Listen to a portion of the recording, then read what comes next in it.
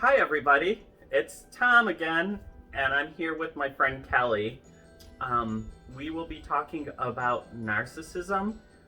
If that is a trigger for you, please know that we're not meaning to trigger you. And If it triggers you, then you can click off of the video, so, that's, people have triggers. yep, but Kelly really wanted to speak about this because she was in a narcissistic relationship, and she just wants to help anybody that may be in one and may need some help.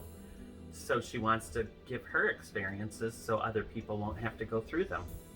That's right. Correct. Correct. Ching. Or as I like to say, correct them.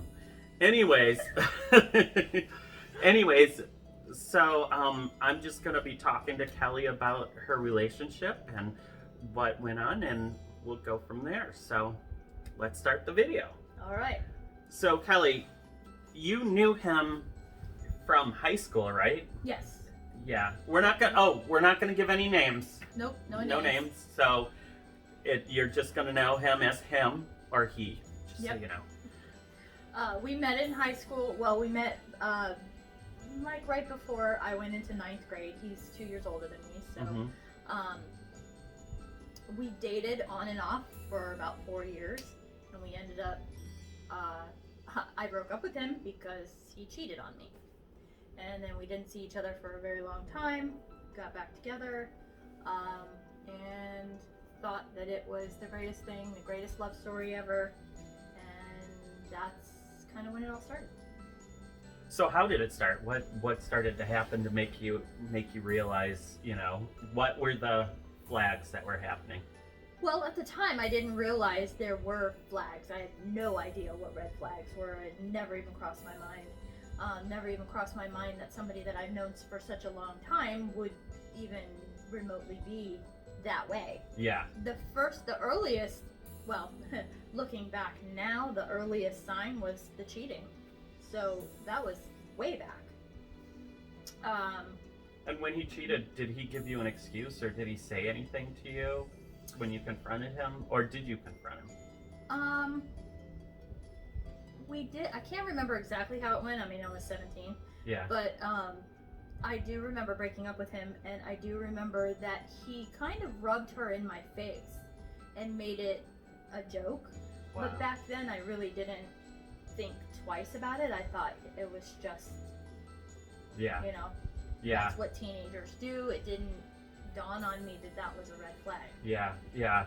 If it wasn't a red flag, it was a red flag in the making, for sure. Yes, most definitely. So, yeah. Most definitely. Yeah. And so then later on, you got back together with him, and then what? In what between was that happening? time, I had actually gotten married, and had two babies of my own. He had gotten married and had a child himself, and I got divorced in 2008, and him and I got back together in 2010. Now, was he paying child support, or? To his child? Not when we got back together that I remember. Mm-hmm. No, I don't think so. Yeah. But I do believe that he did. I don't think he was an absentee father Yeah. for his son or anything like that. Yeah. But I don't know much about the truth of all that. Yeah. So then you guys get back together, and what started the whole narcissism? well, before, looking back now, I didn't think about it before, but looking back now, even when we were just seeing each other, dating and all that, before he actually moved in with me, there were things that were happening that I didn't think anything of, and I started thinking that, well, maybe it was my fault, maybe I did something. And I'll give you an example. There was one time where he was supposed to come over for dinner, and then he later on told me that no, he wasn't going to come over for dinner, which was fine. He said he had to go visit his mother. His mother was sick, and she lived out of town. So I'm like, oh, okay, well, tell her I said, I hope she feels better, blah, blah, blah. Well, the next day, I see him post photos of things that were done in St. Pete the day he was supposed to. We were not dating at the time. Yeah. And to be clear on this too, I'm not very proud of this fact, but he was also with another woman at the time. He was like living with another woman at the time. And you So- you were aware of that at that time? I was, Yeah, which okay. I'm not very proud of. Yeah, I'll I mean, just throw that out there, but we all do things in our past that, you know, that we look back and go, oh, really, I shouldn't have done that. Yeah. That, you know, yeah. everybody does that. And he was my first love, and I justified it that way, which I know was wrong. Mm-hmm. But anyway, I had confronted him with that, and he got mad at me. I thought you were supposed to be at your mom's, you know, Mhm. but now you're off, whatever. So obviously, I mean, clearly he lied. Yeah. And then what happened was that everything got twisted. He twisted everything to now I'm the bad person because now I'm interrogating him. I have no right to interrogate him because we're not dating. Yeah. But if you lie to me, I don't care if you're my friend or my brother or whatever, I'm going to ask you about it. Yep. Why Yep. did you lie? You don't need to lie to me at all. Yeah. Yeah. And that makes sense. Like, he totally turned it to, well, no, I'm mad at you now. So you've got to stop your being mad, Mhm. you know?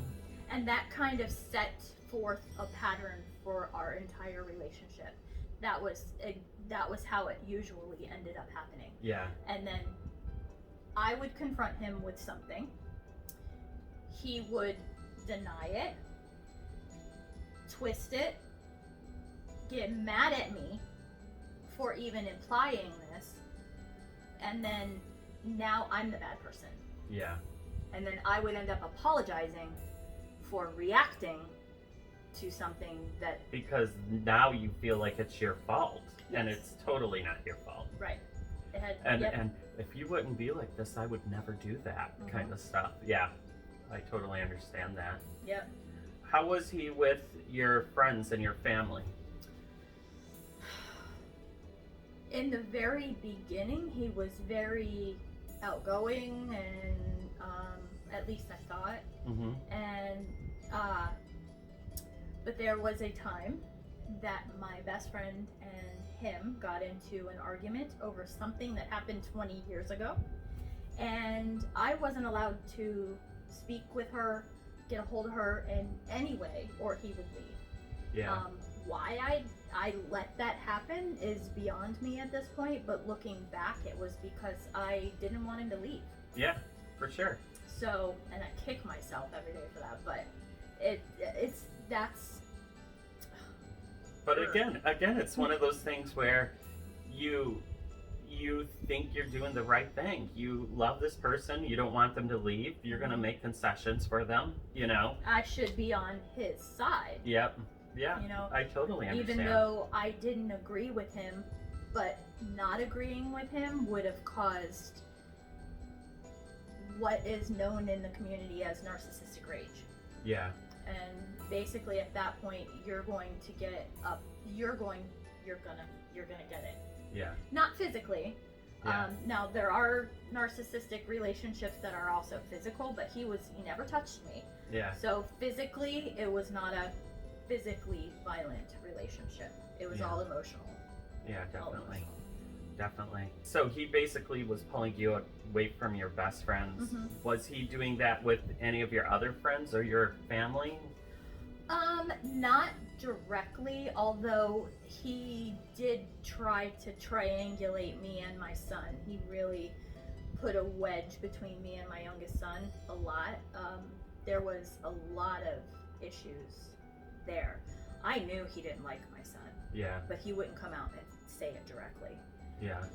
But my son could do no right at all, ever, no matter how hard he tried. And that had to be hard for you as the mother, being in the middle of that. Yeah, of course. You know, definitely. Because I'm seeing my son, I mean, he's not perfect, none of us are, Yeah. but I'm seeing him like this whole pattern of he can't do anything right, and then him telling my son that you just need to man up, you just need to do this, you just need to do that. And yeah, he was right to an extent.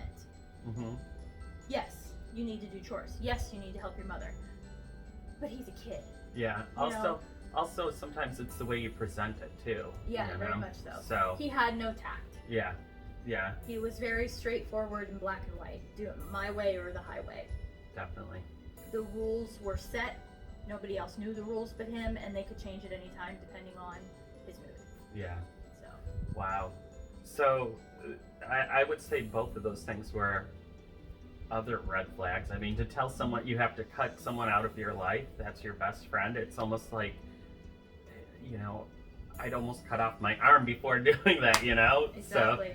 So, And it killed me every day yeah. for that.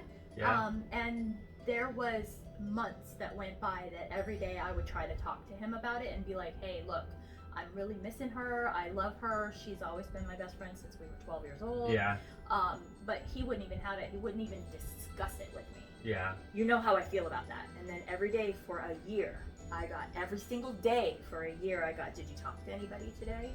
wow. Did you see anybody today? Were you Wow. a good girl? Is what I got every day for about a year. Like you were his kid, almost. That's crazy. So what was another red flag after that? Or what, are we getting to the final straw? Is that... No, no, not even close. No. Which is so sad Yeah. because I spent, we dated for on and off for 2 years, like between 2008 and when he decided to move in 2010.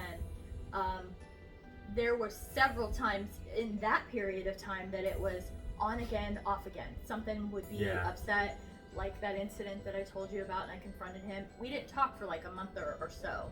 And then I finally, one day, just all out of the blue, I don't need your interrogation. We are not in a relationship. Wow. That's the text that I got. And stupid me was like, I get it, I understand. Because I wanted to talk to him. Yep. Yeah. And so within that time, there's several instances that that happened. The biggest red flag that I should have known is that he was with somebody. Yeah. Yeah. That should have been number one for me right there, and said, nope, sorry. Yep. But because of our history, it, in my mind, even though I knew what I was doing was wrong, it justified it to me. Yeah. So it made it not okay, but in my mind, I was like, I'm gonna get him no matter what because of our history.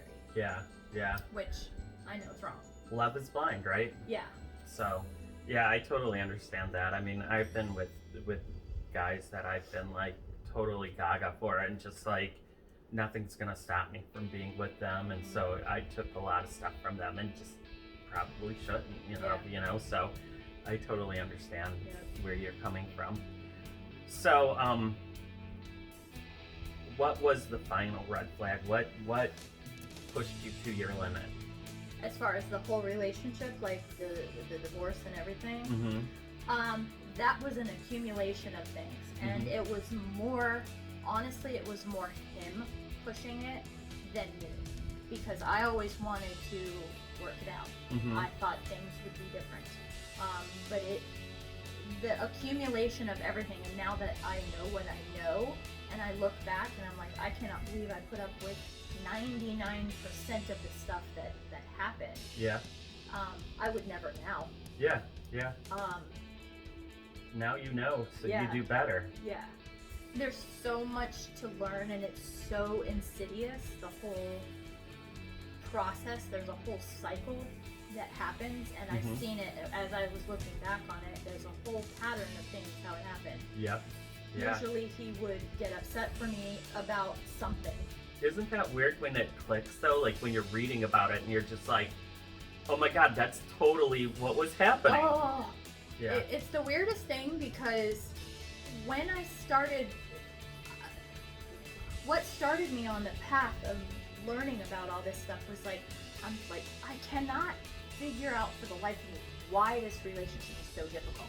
I just spent 17 years with a man and was married to him for 17 years. Yep. And that relationship wasn't the greatest relationship. We had our issues, like every relationship does, but it was nothing like this. It was difficult. And by this time, I had a list that I had written out that I just recently threw away of all the things he told me that I was. Wow. Selfish, thoughtless, not a good mother, not a good cook, all these things. And those were never directly said to me, but it was the undertone and read between the lines kind of undertone there. Yeah. That made my self-esteem just go out the window. Everything that I did was wrong. Everything that I said was wrong. We got into fights about the stupidest stuff. Yeah. I sighed. Everybody sighs at times. Yeah. I got in trouble for sighing because it made him feel like he was doing something wrong. Yeah. I got in trouble for not making the correct sounds while we were having sex. It made him feel like he wasn't doing something right. Yeah. I got in trouble for the soap dispenser nozzle being turned the wrong way. My son got in trouble for making too much noise making potatoes when he made me dinner. Wow. Just stuff like that. It was always something.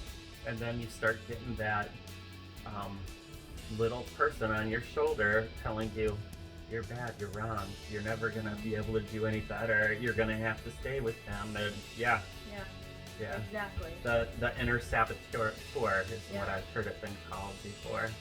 Well, people like him, people with the spectrum of narcissism, but he was on the higher end of the spectrum, and I would really, not a diagnosis or anything, but we are not doctors. We're not doctors. We're not doctors. We just want to say that, but go ahead. Right, exactly.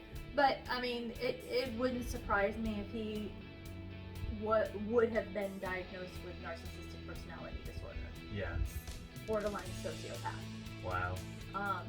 Because of the things everything that culminated to the point of divorce. And once the divorce started, once he knew that I kind of caught on to his shenanigans and I figured him out, that's when everything like ramped up and got worse. Yeah. And very overtly. Like before it was all covert, it was all under the covers. It was all like on the down low. And I feel like that's the way they do it because they don't want you to point at them saying you're doing this, so they kind of do it under the covers. But but he ripped you away from people you love. Yes. So I mean, he ripped me away from people that I love.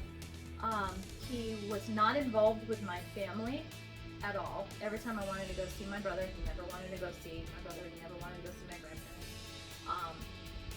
He was very not involved with my family at all. He wasn't very involved with his own family, for that matter. He would talk to his son maybe once or twice a year, maybe a little bit more, but not very often. And then be upset because his son never called him. Pushed a wedge in between me and my son to where my son wanted to go live with his father. And when that was put out into the open, he got mad about that. And then he got mad when my son wanted to move back in. And it was all because of the way he felt. When my son wanted to leave because he wasn't comfortable, because he was being emotionally abused by him, and he was suicidal too. And my son was. Yeah. So I let him move in with his father. I'm like, you need to go. You need to get out of here because this is all ramping up. And it's not healthy for him. Not at all. Yeah. So I let him go. Well, he got mad. Like, he's betraying me. I don't know why he's doing this to me. And, and you're going to hate me because it's all about him. It is. Yeah. Of course it was. But then he got mad when he had to move back in with me. So it's like, and then he says, well, while he was gone, we had a good time, blah, blah, blah. Yeah, because you didn't have anybody taking my attention away from you.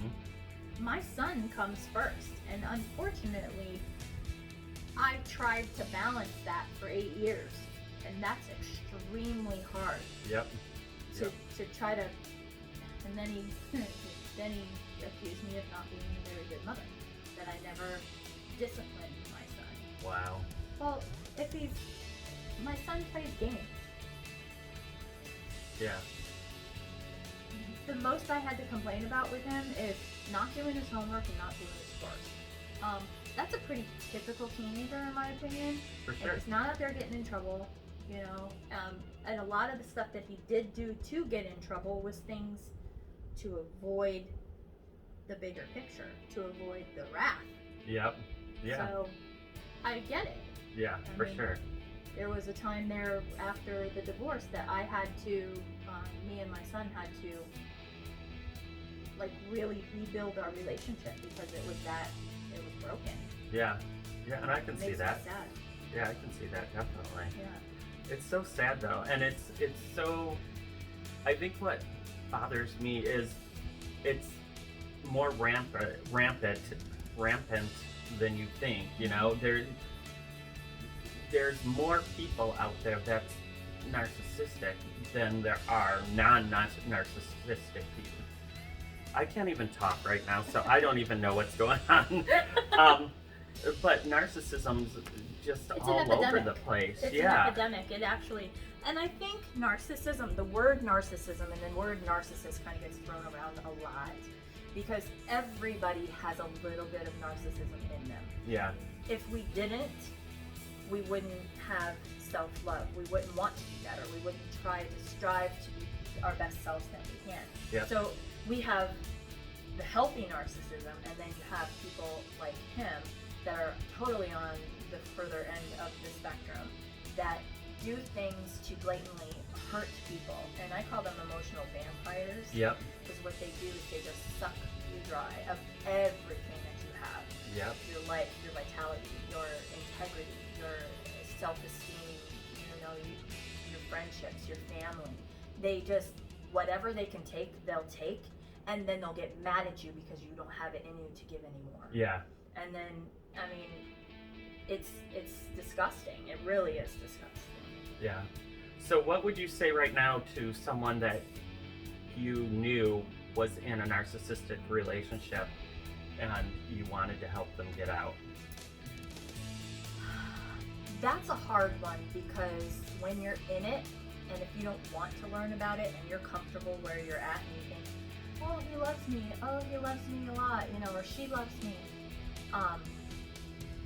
When you don't want to learn and you don't want out, it's hard to teach somebody that. It's hard to help somebody who doesn't want to be helped. Yeah. But if you're willing to learn, I would suggest do as much research as possible. Yeah. There are several people on YouTube that are wonderful. Angie Atkinson is a wonderful resource. She, honestly, if it wasn't for her and her knowledge and the resources that she provides, I don't think I'd be here today. I owe a lot to her and her information. Wow. So there's several people out there that are narcissistic relationship, toxic relationship, codependent, CPTSD, coaches that will teach you about that. So I really suggest getting your education on it, getting it safely, because you can't tell these people that that's what you're doing. Yep. Because they will find a way to put an end to it. They don't want you to learn about it. They don't want you to know. Because if you know, they know you're gone. Yes, exactly. And I remember an incident that I was looking up that information, and when we separated, he wanted the computer back that he built for me and that he gave to me. He wanted it back. That was one of his things too. He would give you stuff just to take it back. Yeah. So he wanted the computer back, and he was going through the computer, and he found a whole bunch of quotes. And he texts me, so you think I'm a narcissist, huh? Well, I think you're the narcissist. That's a typical response of a narcissist. It seems really immature though, doesn't it? You're the narcissist. I'm not the narcissist. Yeah. You are. Yeah. I don't know what you're. I would never speak so ill of you. I would never say anything bad about you. Yeah. They don't know how to self-reflect at all, and they refuse to. They have the emotional intelligence of a toddler, I should say. Okay, so I'm gonna say a statement, and you tell me if it's true or if it's good, because this is what I would say. If someone is telling you not to see your friends and family anymore, it's because they don't want to share you, first of all. Mm-hmm. But I always feel like people like that will go out with their friends and go out with their, other people, and usually cheat too, because they're narcissists. I also would say, if you are feeling sad over and over again, that's not a relationship. That's basically a one-sided relationship, and you're basically just working for him to make him happy. And I would say if you do not want to feel that feeling every day, all the time, then it's time for you to pack your bowling bag and get out of there. It's not the relationship for you. Yep. Absolutely. Yeah. I just feel like I don't want to be in a relationship where someone's always putting me down, because I have my inner saboteur and they put me down enough, and I just have to tell them, I don't care what you say. I have to deal with it myself, and move on from that and try to stay as positive as possible. So, but. Well, the thing with that is that a lot of people realize that. They know that. And you can say that to somebody. But when you're in that relationship, it's completely different, because you love them. Yeah, love is blind. You hope that they'll change. And there's something called trauma bonding, which, they do it so much, and I forget the name of it, but it's when Stockholm syndrome. Yes, thank you. Yeah. It's kind of like that you always think that person's going to change. You always think that, oh well, if I just do this, then maybe it'll stop, or if I just change this about me, maybe it'll stop. And then you'll think, and they don't do it. It's not like they walk into the relationship being abusive. Yeah. If that was the case, nobody would be in a relationship with them. They do it very covertly. They do it very insidiously. They do it under the radar, where you don't realize what's going on. You don't realize the manipulation, and you don't realize the red flags until you're already drawn in. Yeah. And once you're drawn in, that's when they're gonna go, I won. Yeah. It's almost. And now I'm done. It's almost like they break you down so you feel like you have to be in the situation. You can't find anyone else. Nobody's going to be better than him. Right. And then they'll tell you that. Yeah, and straight then to your face. And then you won't leave, even though you should leave. So then you're feeling like, oh my God, I'm never going to find anybody.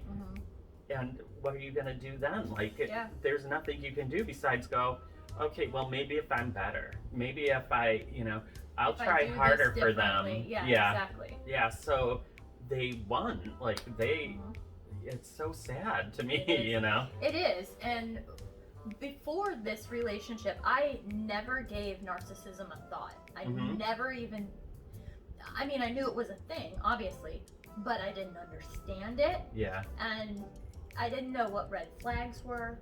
I didn't know manipulation. I didn't know that someone could be that evil. I had no idea. I was very naive back then, and especially somebody that you've known for so long. I've known him since I was 14. I fell in love with him when I was 14 years old. I'm 47.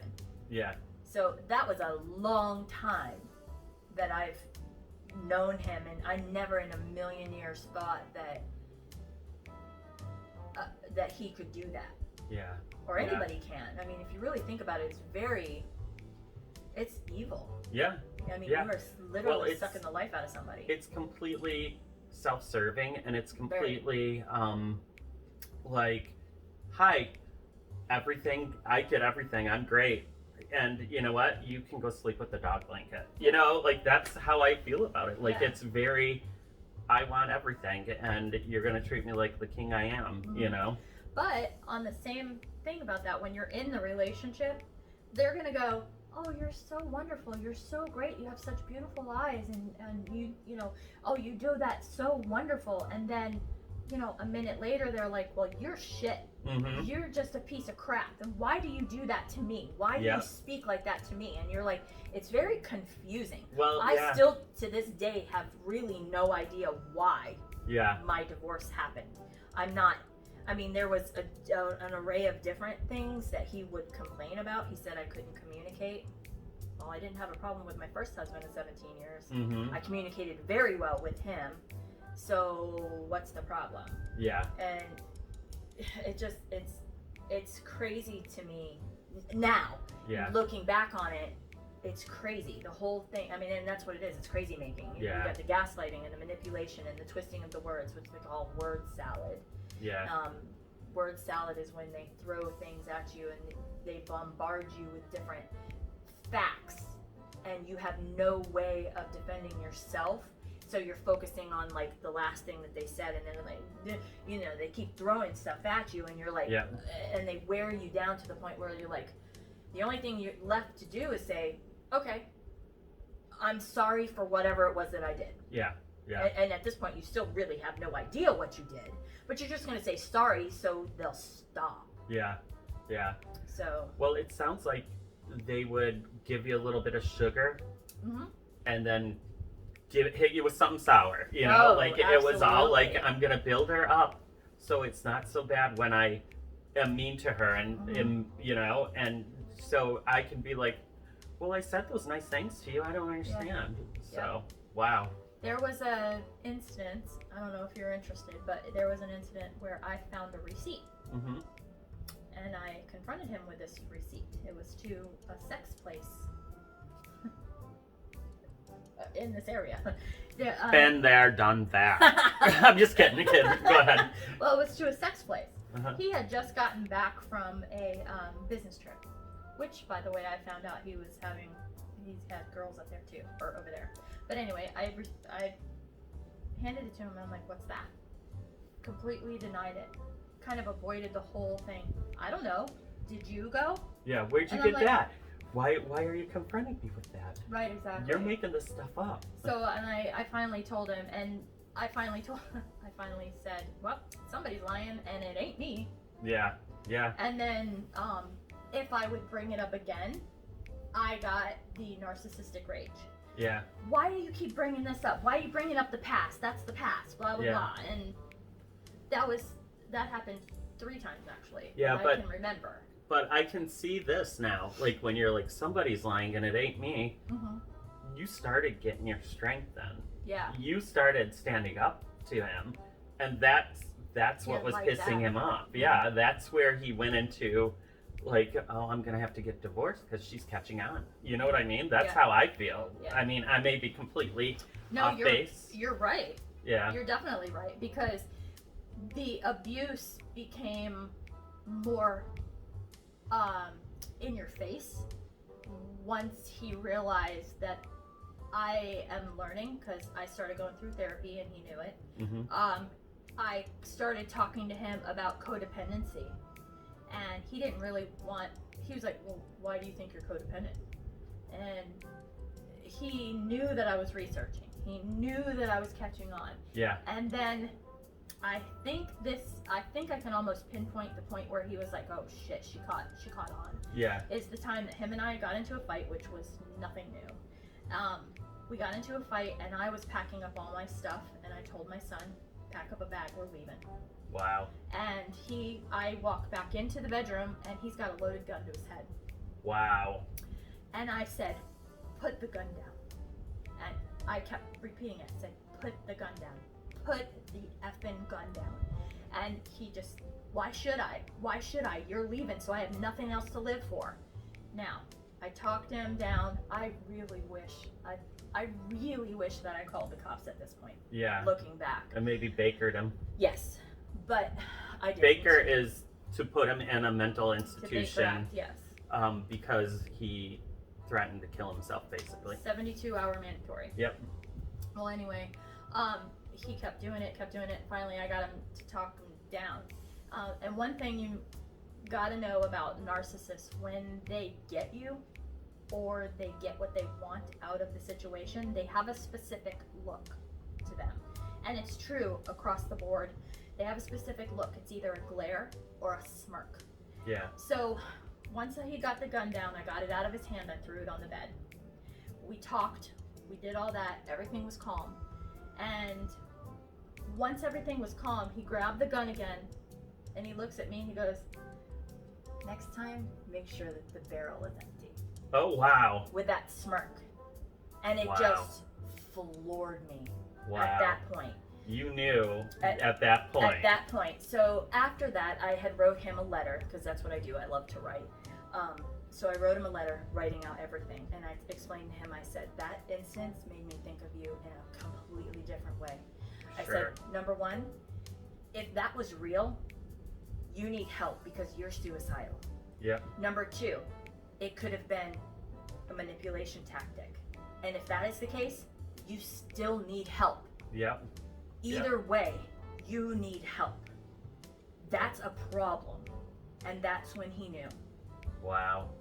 Well, and when you were talking about codependency, the first thing that started coming to my mind was, this is like, there's so many people who don't even realize they're enabling until it finally hits them, and they're just like you got your legs, you got your strength, you were like, I'm not doing this anymore. Yeah. So I have to applaud you for that, you know, because a lot of people don't. It took a lot of teeth pulling, believe me. Yeah. My friends, my closest friends, always, Kelly, you need to cut it off. You need to block him. You need to do this. You need to do that. And they were right. Yeah. They were right. But because of how I felt about him, I always thought that he would change. Or maybe it was just something that I did. Maybe it's my fault. Maybe I did something wrong. Maybe if we try again, you know, maybe if we just talk about something like differently, we could do, you know, and there was always that. So once we separated, we started seeing each other here and there, but then we'd end up in a fight, and then we would stop seeing each other again. And between this time, I know he had seen several women. I'm 100% certain that he cheated on me the entire time. Yeah. But I just didn't catch him. Which, by the way, he told me in the very beginning when we were seeing each other and he was with that other woman, that he says he's too good to be caught. Because I talked to him about that. I said, I don't want you to get in trouble, blah, blah, I'm too good to be caught. Wow. That's what he told me. I should have known. That's crazy. But yeah, we had stopped, you know, on and off throughout this, and then the final straw right before the divorce. Mm-hmm. And then we had seen each other that morning for breakfast, and I said, what are you doing for the rest of the day? And I told him I gotta go grocery shopping. He said, oh, I gotta go too, blah, blah. So later on in that day, he shows up, according to him, at the grocery store, and started asking me questions about where things are at the grocery store. I said, oh, you're here, because I was there with my son. And I said, oh, okay, and I told him where it was, and I was kind of looking for him, and I never saw him. But then he texts me, he says, boy, your son got fat. Wow. And I'm like, excuse me? What? And he goes, oh, there you go again, getting all upset. I say one thing about your son, and here you are getting all upset. And I'm like, I didn't even say anything for one. Yeah. And I did say, well, that was rude, or something to that effect. Yeah. And I'm like, first of all, it's my son. Second of all, to say that to anybody is rude.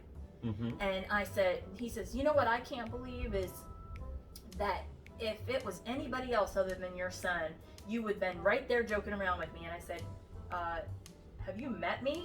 No, I wouldn't have. Yeah. Because I'm already sensitive about my weight as it is. Why would I make fun of somebody else? Yeah. No, that's not me. And you should know that. And I said, you know what makes me sad is the fact that you can't even look at yourself in the mirror and say that what you just did was rude as hell. Yeah. Yeah. And he was like, here you go again. This is all your fault, blah, blah, blah. We'll come to find out, he wanted to break up with me because he already had another girl on the side. Wow. Yeah. And then that brings us into the divorce, which sparked a whole array of smear campaign and narcissistic rage. I find it really disgusting. I'm not even gonna say the name of this, but that he had a website all about hating you, which really frustrates the heck out of me, because that just shows you how emotionally damaging he was to you. I mean, if he's doing that, it just blows my mind that someone can do that to you. He put out a hate website on me. IHateKelly.com. There was more to it, but yeah, of course. it's not even there anymore, so you can't even look it up. But he had the website out. In the very beginning, he put out pictures of me, boudoir pictures of me that he had taken because he was an amateur photographer. Yeah. And they were supposed to be just for him, basically. And he put them out there, and then he proceeded to call me a blob of flesh. He would make fun of me. He made fun of my weight. He put pictures of him and his girlfriend, his new supply is what I call it, out there saying, oh, I found the love of my life, and blah, blah, blah. That was just the ideal phase, and I'm sure she thought she won. Yeah. Is she with them anymore? I think they're still together, but I really don't pay attention. Wow. Yeah. Wow. I'm sure they are, and I'm sure she's getting the same treatment. Yep. Yeah. Maybe in a different way. But you just feel sorry for her, you know? Yes and no. Yeah. Yes and no, because the way things went, I don't feel sorry for her because she knew. Yeah. I had spoke with her. He had done something similar in a smear campaign to her, and then continued to go with him. So and she's I don't. Wow. Yeah. Wow. So I don't feel sorry for her. I actually am thankful because without she took him her, away from. Yes. Yeah. Although things ramped up for quite a while after that, for about a year. He was still driving by my house with her on the back of his motorcycle, revving the engine every time he drove by. He was still emailing me. I would have put roofing nails out in the street. I'm sorry. I'm sorry. I don't recommend it, but I might have done that. Well, had I been in any kind of frame of mind, I think there was a lot of things that I probably would have done. Yeah. A lot of things that I probably would have done differently. With the website, I called the police. Came over. I was clearly distraught about the whole thing. I was very upset. And the police officer that came over looked at the website and he says, well, I don't know what you're worried about. More girls wear less on the beach. That's not the point. So it's okay for him to go do that? To be smearing like that? And I said, this isn't, you know. Yeah. And he said, what sparked that whole thing? I'm not going to get into the whole story about it, but basically it was this guy that I had became friends with, which happened to be his girlfriend's husband. That's a whole other issue and a whole other story there. But we were friends and we were talking. And he got pissed because we were talking. And so that's where he put up the website. Well, I had told the police that, and he said, well, stop talking to the guy. Okay, so basically what you're telling me is that it's okay for him to put out these pictures because other girls wear less on the beach. And two, it's not okay for you to talk to this person because he doesn't want me to. Yeah. Thanks for your help. Thank you for victim shaming. Yeah. Thank you for victim shaming. And he hands me a pamphlet about domestic violence and offers me an opportunity to try to file a restraining order, but because nothing was said that threatened me directly, or he wasn't physically violent to me, that he didn't think that the restraining order would go through. Yeah. Which it didn't. Yeah. But yeah, that's kind of treatment that I got at that point for that situation. Wow. That's crazy. Yeah. I can't believe that people have to go through that though, and it just makes me so sad, but I'm glad that you're out of it and you're stronger and you're better and you're healthier. And you know, it's one of those things too where you think, I wouldn't be in the place I am right now if it wasn't for everything that I went through. Yeah, you absolutely. know, and you really got an education from it, and you never have to see him again, thank God, you know? So, I don't know. I just think it's great that you got moved on. Thank you.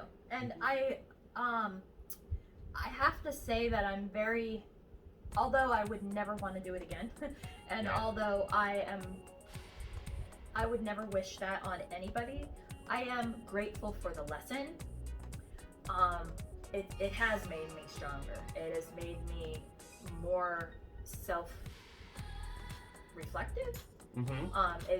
It's given me an opportunity to work on myself. It's given me an opportunity to rebuild my relationship with my son, which is wonderful. Yeah. It's done so much more to me, but it's still going to take a long time to completely heal from, if Oh, sure. ever. Sure. There's a long time there that there was the depression and anxiety, and then there was the CPTSD. There was triggers. Every time I heard a motorcycle, Yeah. you know, because it was there. You know, Yeah. that's what he did every weekend for months. And so every time I heard a motorcycle, and even to this day, every once in a while when I hear a motorcycle, I'll kind of, I have to look. Mm-hmm. I have to just look. Yeah. And it doesn't freak me out like it did. Like before, I would have heart palpitations, and I would like be, you know, my son would always say, "Mom, it's not him. Just chill. Yeah. It's just a motorcycle." And it would still be like I have to look out the window just to make sure. Yep. So I have triggers. I still have them, but they're like maybe 10% of the time versus 99% of the time. Yeah. So. Well, I mean, yeah. I mean, when it's fresh too, it's gonna be a lot worse than when it's, you know. Yeah. That's just how it is. And unfortunately, people who go through this deal with this kind of thing, not deal with that, but deal with the ramifications of it for such a long time. And it's very emotionally damaging. I mean, extremely. Yeah. Well, and, you know, other people have that inner saboteur, you know, talking to them and stuff. But your inner saboteur, because the way they break you down is stronger. And you're just like, you know, you're right. Maybe I just can't do it. Maybe I am not good. Maybe I, you know? Yeah. And that's, it takes forever. Like, I still work with my inner saboteur. Like, saying, okay, I understand you feel like I'm ugly or I'm chubby or whatever, but guess what? I'm going to press on. I'm going to do what I can to make myself better, and I don't want to hear it, you know? Yeah. So. That's how you have to kind of be, and you have to work every single day to kind of put that little guy at rest. Yep. And you know, I still have days where I'm like, I don't know.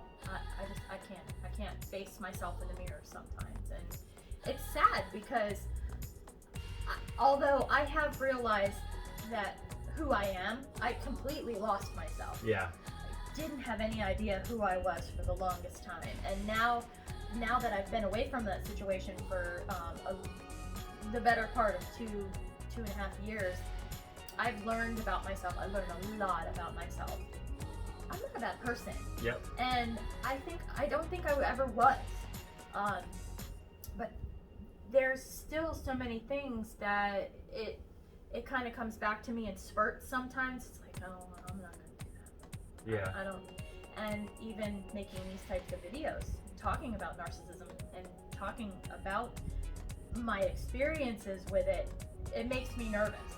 It makes me nervous because if he sees it, what's going to happen? But that's about this much part of it, and the other part of it is like huge, and that part is telling me, who cares? Yep. Who cares what he thinks? Yeah. Because at this point, I really don't. Yeah. I mean, his opinion it doesn't mean anything anymore. Yeah.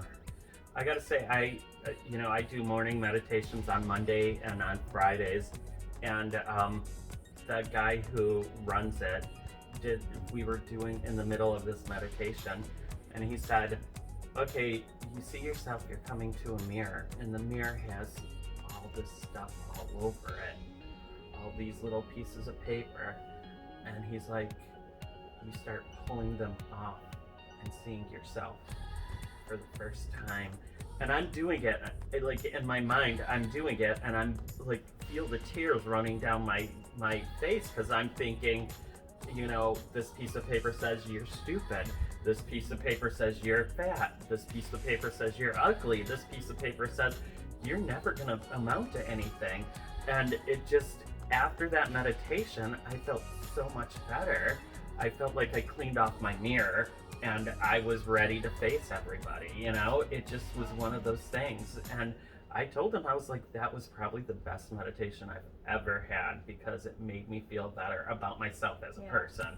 And I think we all need that. I think we need more kindness to everybody, people telling you, you know, you're pretty, you can do whatever you want to do. Don't let people hold you back. Everybody else sucked. You're great. No, I'm just kidding. No, that's not true. That's not true. But you know what I mean? Like because people tell you your whole life, and you build that up, and you carry that on your shoulder, and it's almost like extra weight until you learn how to get rid of it. You know. And sometimes if you're raised that way, it's hard to look at yourself and be like, hey, I look good today, or hey, I think I'm a great person, I think I'm really funny, and be confident. There's such a huge difference between being confident and being narcissistic, but a lot of people kind of confuse the two sometimes. Yeah. But I think you can be confident and still have empathy. You can still be confident and still have feelings for other people and stuff like that. So people kind of look down on people that are really confident. Yeah. And it's hard to look at those people and as somebody that's not 100% confident. And it's hard to look at them and be like, wow, how can you do that?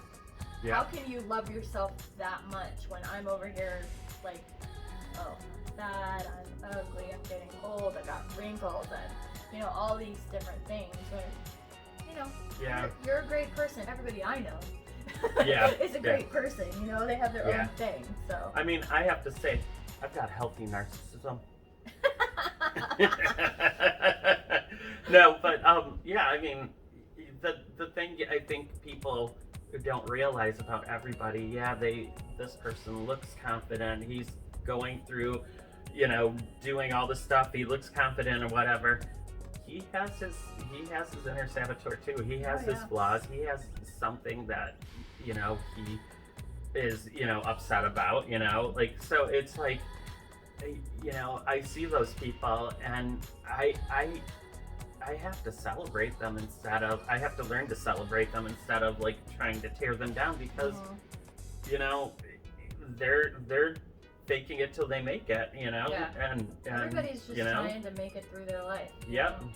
And I do think that there definitely needs to be more positivity in the world.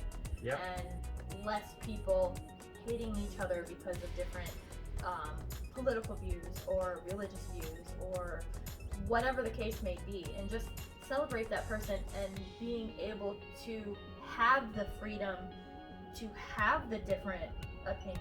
And it kills me when, especially what's going on politically now, and I don't want to get political, but what's going on and how the divide in the country is just because of politics. It just kills me.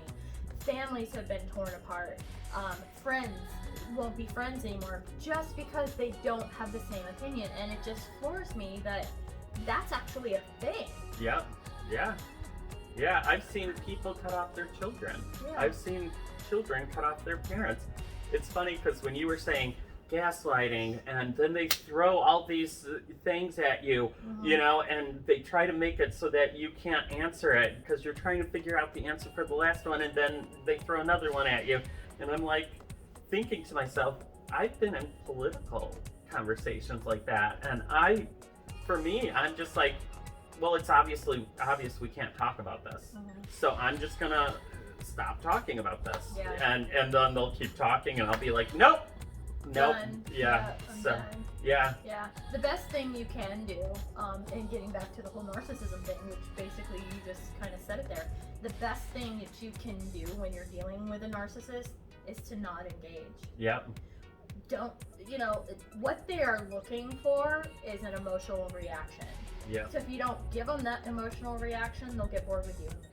You know? Wow. Because you're not fun anymore. It's like the trolls on Facebook. They're waiting for you to engage, and when you engage, they start coming after you. So. And it's sad, but it's true. And unfortunately, when you're in a relationship, especially a romantic relationship with them, and you don't answer them or you don't give them what they want, it's, I'm gonna leave you if you don't do this. And that was a big thing too in my relationship. It was, if you don't change, I'm going to leave. Wow. I'm leaving if you don't do X, Y, Z. So it was always the threat of him leaving, and he knew I didn't want him to leave. So what's the best way for him to get control over me was to threaten to leave. Yeah. Well, when the thing with my friend, that he wasn't, allowing me to see my friend, at that point, as many times as I told him I didn't think it was right, I didn't think it was fair, and I don't think, this is, he even asked me, you're going to resent me later for this, aren't you? And I'm like, I can't tell you what's going to happen in the future. Yeah, for sure. And yeah, do I resent him for that? Freaking-lutely I do. It was a way of control. Oh yeah. It was completely a way of control. That's the definition of domestic violence, is one trying to have power and control over the other. Yep, yeah. So you've worked on yourself, you're doing great. We're friends, so of course she's doing great. Wonderful. But so what's next for Kelly? What are we gonna see coming up for Kelly, especially with her videos? Because she has her videos, Kelly Lee, or Kelly's Little Bubble, right? It's no longer Kelly's Little Bubble, but it's just under Kelly Lee. We'll link it down below. Yep. But I'm doing the weight loss journey, health and wellness, and I am really trying to work on all of that and heal, which I've been doing a wonderful job at, but not so much the weight loss. I hear you with that one, girl. I hear you. But I'm trying. I'm just trying to build up my YouTube channel. I am focusing on that mostly, just working and focusing on family and friends and my YouTube channel, pretty much. That's awesome. Trying to live life and be happy, stay positive. That's awesome. I'm so happy for you. Thank you. So do you feel a little bit better now, like after talking about it, or? I always feel better after I talk about it, and I love sharing my experiences with other people. I want to educate, and I want to inspire, and I want to, if I could just help one person out of that situation, or at least give them some sort of knowledge to be able to better deal with the situation that they're in, then I did my job as far as I'm concerned. Yeah. It's not completely over, because there's still narcissists out there, and I always think we should have a narcissistic website. You know how they have for sex predators? We should have one for that. Why can't we set that up? Yeah, for sure. For sure. There's probably a narcissistic dating website. Like, if you want a narcissist, here we are. There should be, because then nobody will go on it. That's the problem. I love that you want to inspire people, because I always want to inspire people too. And I always think, I believe that the children are our future. If we teach them well and let them lead. No, we gotta stop. We gotta stop. That's funny. Anyways, but yeah, you can almost use that song for anything. Yeah. Anything any situation. I think it's true though. It's true. It's completely true. Yeah. So, but I think we're gonna sign off now.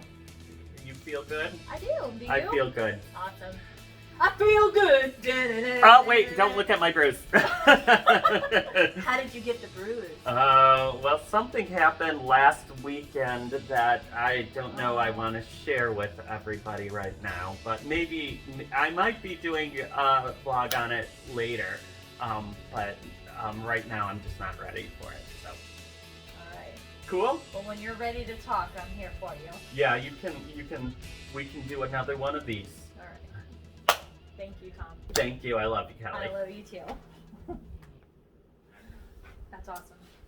You smell good.